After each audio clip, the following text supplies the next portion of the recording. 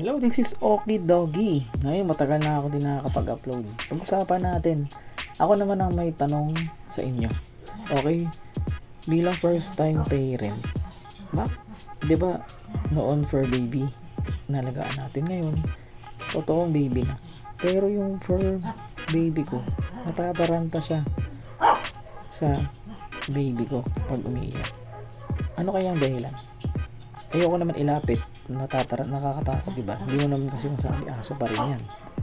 Yung mga parents dyan na may alagang aso, tapos yung may baby cell, tapos lumaki na, paki-comment daw naman, ano bang dahilan bakit natataranta yung aso natin pag umiiyak yung alaga, yung baby natin.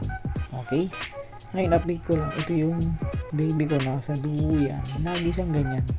Yung aso ko, aligaga, ayun na sa ilalim, nakikita nyo naman, diba? Yun, natataranta, lalo na pag umiiyak yung baby. Yung aso ko si Mikay, Shih Tzu yan, diba? Kilala nyo naman si Mikay.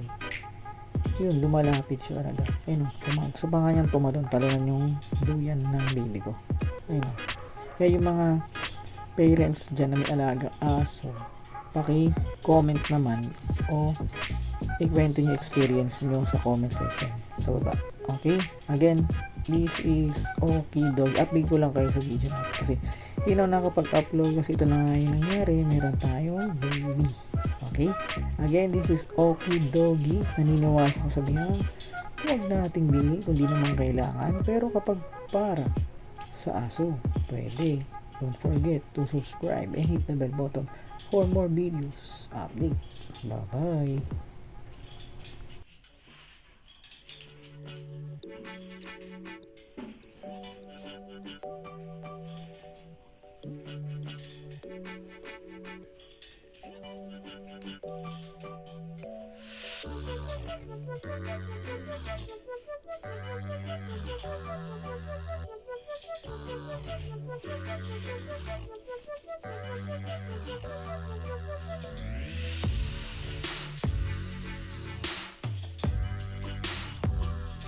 Ako, umiiyak ng bata.